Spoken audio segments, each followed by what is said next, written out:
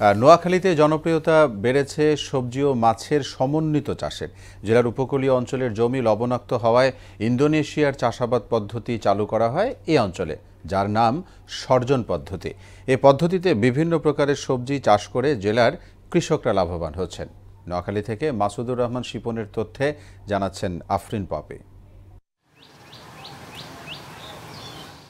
জেলার সুবর্ণচর ও হাতিয়ার উপকূলীয় অঞ্চল সহ বিভিন্ন উপজেলায় এ পদ্ধতিতে প্রতি বছর প্রায় ১০০ কোটি টাকার সবজি উৎপাদন হচ্ছে। চলতি মৌসুমে জেলার প্রায় ৩,২৭৩ হেক্টর জমিতে সর্জন পদ্ধতিতে সবজির চাষ হয়েছে। এ অঞ্চলে উৎপাদিত সবজি জেলার চাহিদা পূরণ করে পার্শ্ববর্তী লক্ষ্মীপুর, ফেনী ও চট্টগ্রাম সহ বিভিন্ন জেলায় যাচ্ছে। স্বল্প পুঁজিতে বেশি লাভ হয় নতুন এ পদ্ধতি দিন দিন জনপ্রিয় হয়ে উঠছে। নোয়াখালী সুবর্ণচরের সবজি ছাড়া ঢাকা শহর মিলে না, চিটাং শহর মিলে না। শশা, বরকটি বা লাউ এগুলা করছি।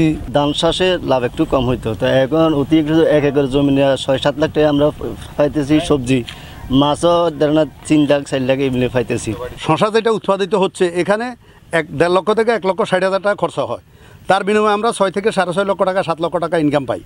আবার যে শশা করার জন্য লেকগুলো করা হয়, লেকে আবার আমরা মাছ দেয়, মাছ দিলে এখানে ২-২.৫ লক্ষ টাকা মাছেরও একটা ইনকাম আসে। একটা মাছালায় কত ১ পাবা ওজন দেখা যায় যে সিজন যেতে প্রতিটা মাছ কেজি ১.৫ কেজি ফার গেছে, তাহলে এখান থেকে কৃষক সর্বোচ্চ লাভবান হতেছে। কৃষি বিভাগ বলছে নোয়াখালীতে এখন আধুনিক সর্জন পদ্ধতিতে সবজি চাষের দিকে ঝুঁকছেন কৃষকরা। এক ফসলি জমিতে হচ্ছে বহু ফসল।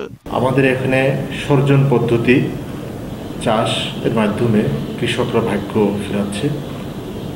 এর মাধ্যমে এক ফসলি জমিকে তারা ৩ ফসলি জমিতে রূপান্তর করছে, সারা বছর ধরে সবজি উৎপাদন করতে পারছে এবং সবজির একটা ভালো মূল্য তারা পাচ্ছে, যার কারণে এই লাভজনক হওয়াতে এই সর্জন পদ্ধতি তারা দিন দিন আরও বাড়াচ্ছে।